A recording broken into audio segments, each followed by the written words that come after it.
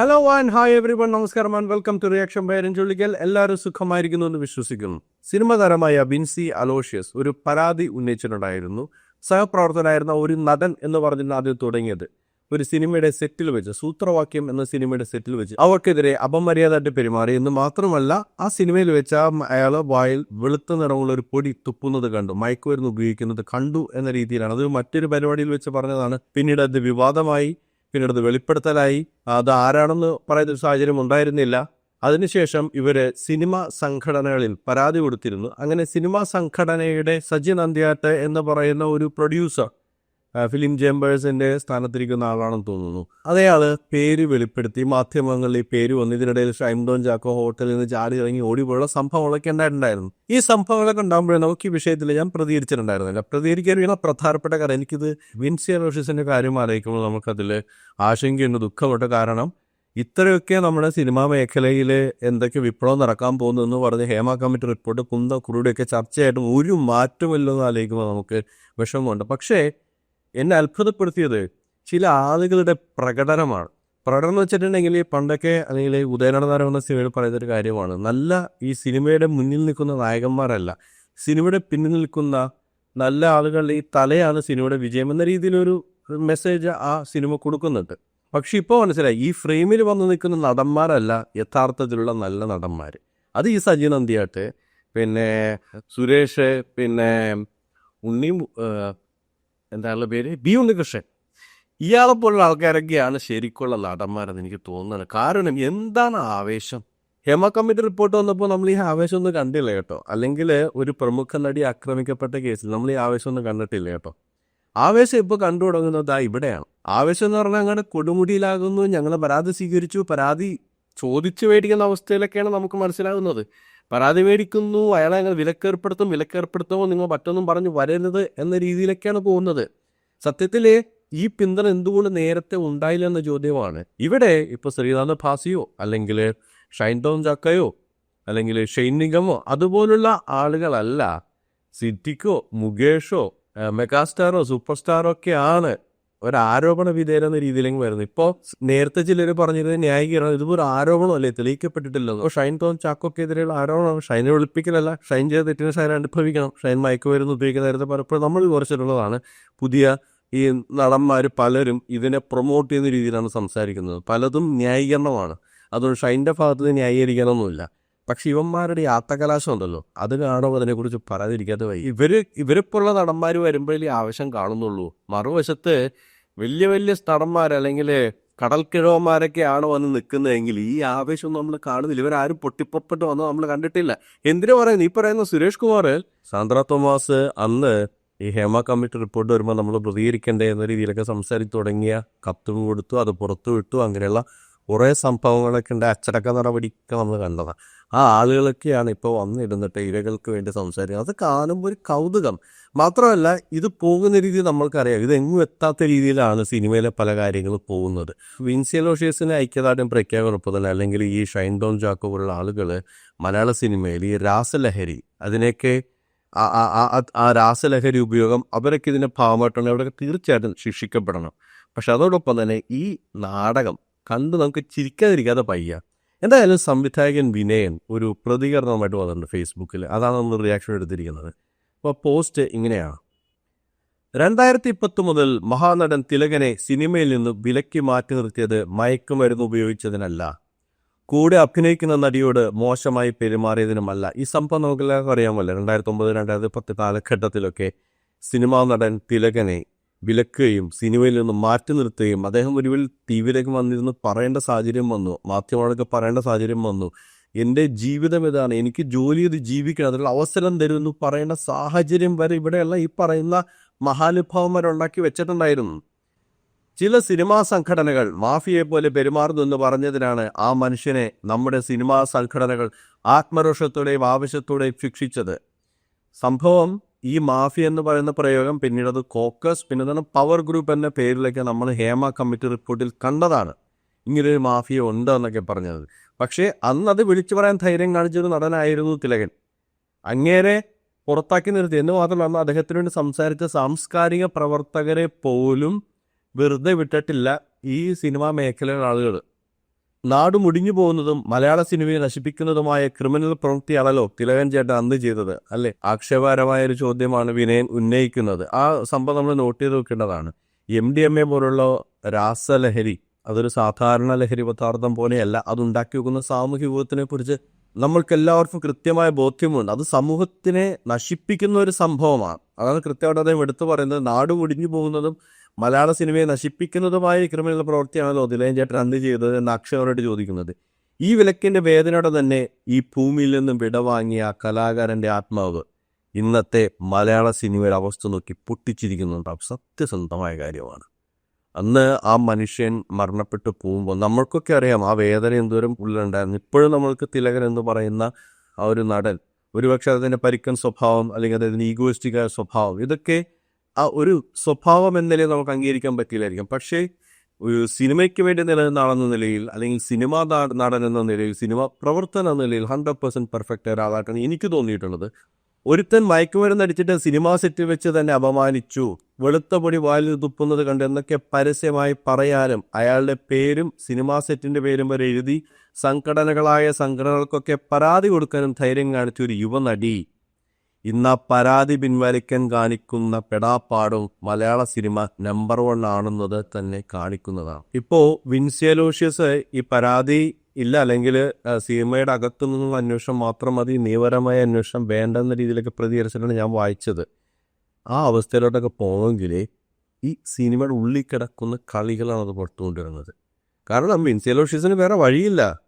ഇതിപ്പോൾ ഷൈൻ ടോം ചാക്കോ എന്ന് പറയുന്ന നടന് എത്രമാത്രം സ്വാധീനമുണ്ടെന്നുള്ളത് അദ്ദേഹത്തിൻ്റെ ഗ്യാങ്ങിൽ പ്രവർത്തിക്കുന്ന പോലെ തന്നെ. അദ്ദേഹത്തിൻ്റെ ഗ്യാങ് എന്ന് പറയുന്നത് ഇവരൊരു ടീമുണ്ടാവും വർക്ക് ചെയ്യുന്നത്. പണ്ടൊക്കെ ഉണ്ടായിരുന്നല്ലോ തിരുവനന്തപുരം കോക്കസ്, കൊച്ചി കോക്കസ്, ഇപ്പം മൽത്താഞ്ചേരി മാഫിയ എന്നൊക്കെ പറയുന്നുണ്ട്.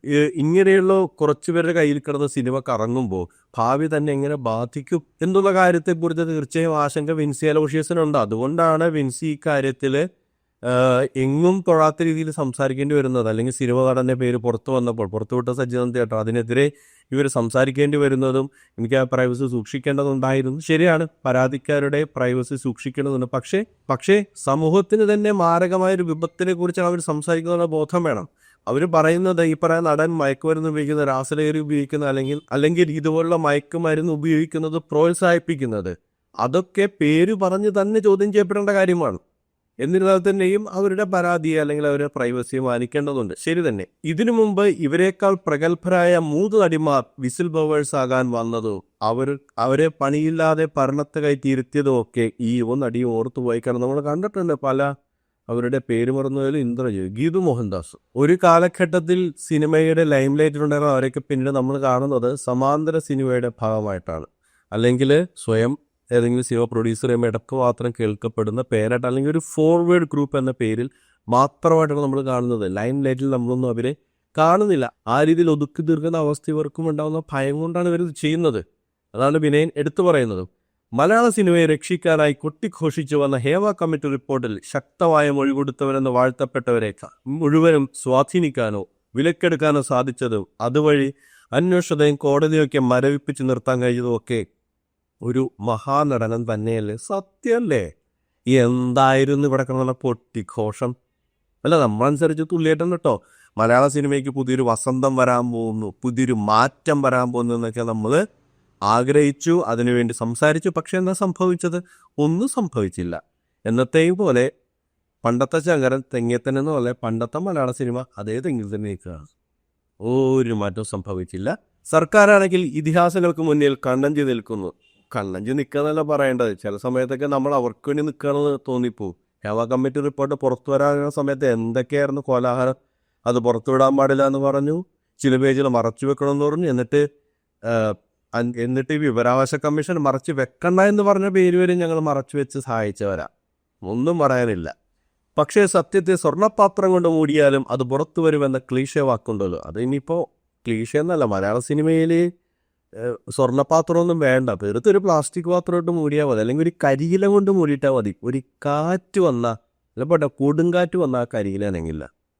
ആ സത്യം അങ്ങനെ തന്നെ മൂടിക്കിടക്കും, ഒരിക്കലും പുറത്തു വരാൻ പോകുന്നില്ല. അതുകൊണ്ട് അത് യാഥാർത്ഥ്യമാകുമെന്ന വിനയൻ്റെ ഒരു ആഗ്രഹം എനിക്ക് തോന്നുന്നില്ല. പല മുഖംമൂടികളും പിച്ച് ചിന്തിപ്പെട്ടിട്ടുണ്ടല്ലോ. റിപ്പോർട്ട് വന്നപ്പോൾ പല മുഖംമൂടികൾ അഴിഞ്ഞു വിടുന്നത്. പക്ഷേ അവർ വീണ്ടും നല്ലപോലെ വെയ്ക്കപ്പെട്ട് തിരിച്ചു വന്നു.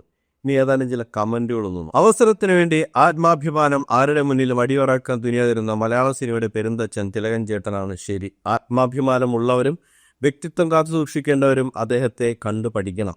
ആരും കണ്ടുപിടിക്കാൻ പോകുന്നില്ല. കുറച്ചുണ്ട്. ഇപ്പം ഇടയ്ക്കൊക്കെ ഒരു മിന്നലാട്ടം പോലെ കുഞ്ചാക്കോവും പ്രതികരിക്കുന്ന ആളുന്നുണ്ട്, ആസിഫ് അലി പ്രതികരിക്കുന്ന ആളുന്നുണ്ട്. ഇപ്പം കഴിഞ്ഞ ദിവസം ജഗദീഷ് വളരെ സറ്ററിക്കായിട്ടൊരു സംഭവം സംസാരിച്ചു. അതേപോലെ ഇടയ്ക്കൊക്കെ ചില മിന്നാമിനിങ്ങിന് കുറുങ്ങോട്ടം കാണുന്നുണ്ട്. പിന്നെ പൃഥ്വിരാജ് ഇപ്പം എനിക്ക് തോന്നുന്നില്ല അയാളുടെ നിലപാട് ഏതൊക്കെ വഴിക്കാണ്. ആദ്യമൊക്കെ എനിക്ക് തോന്നി വലിയ നിലപാടാണെന്ന്. പക്ഷെ ഒരുതരം എനിക്കൊന്ന് ഡിപ്ലോമാറ്റിക് നിലപാടാണ് പൃഥ്വിരാജിനെന്ന് എനിക്കിപ്പോൾ തോന്നുന്നത്. മഹാപ്രതിഭ, പക്ഷേ ഇദ്ദേഹവും നല്ല രീതിയിൽ മദ്യപിച്ച് സെറ്റിലൊക്കെ വഴക്കുണ്ടാക്കിയിരുന്ന ആളായിരുന്നു KPSC ലളിത അടക്കം പലരും പരസ്യമായി തന്നെ പറഞ്ഞിട്ടുണ്ട്. ശരിയാണ്, ഈ മദ്യപിച്ചിരുന്നു പറയുന്നത് എനിക്കും പ്രോത്സാഹിപ്പിക്കാൻ താല്പര്യമില്ലാത്ത കാര്യമാണ്. പ്രത്യേകിച്ച് ചില സെറ്റുകളിൽ മദ്യം പാടില്ലെന്ന് പറഞ്ഞിരുന്നിട്ട് അദ്ദേഹം മദ്യപിച്ചിട്ടുണ്ട്. സത്യനന്ദിക്കാടിനെ പോലുള്ള ഒരു സെറ്റിൽ മദ്യം അനുവദിക്കില്ല എന്ന് പറഞ്ഞിട്ട് അവിടെ വെച്ച് ഇദ്ദേഹം മദ്യപിച്ചെന്നും പിന്നീട് ഇത് വീണ്ടും ചില വീട്ടുകാരെന്ന സിനിമയിലാണ്. പിന്നീട് അദ്ദേഹത്തിൻ്റെ സിനിമകളിൽ തിലകൻ ഇല്ലാതായതും ഒക്കെ നമ്മൾ കണ്ടിട്ടുണ്ട്. സന്ദേശം മുതൽ സത്യനന്ദിക്കാട് സിനിമകളിലെ ഭാഗമായിട്ടുള്ള ആളാണ് തിലകൻ എന്ന് നമ്മൾ ആലോചിക്കണം. പക്ഷേ ഞാൻ പറയുന്നത് ഇതൊരു സാമൂഹ്യ വിപത്തെന്ന രീതിയിലൊന്നും തിലകൻ വന്നിട്ടില്ല. അല്ലെങ്കിൽ സിനിമയിൽ കൂടെ അഭിനയിച്ച KPSC ലളിത ഒരിക്കലും പറഞ്ഞിട്ടില്ല ഇയാളെ കൊണ്ട് നമുക്ക് ഒന്ന് തുണിമാറാൻ പോകാൻ പറ്റാത്ത അവസ്ഥയാണ്.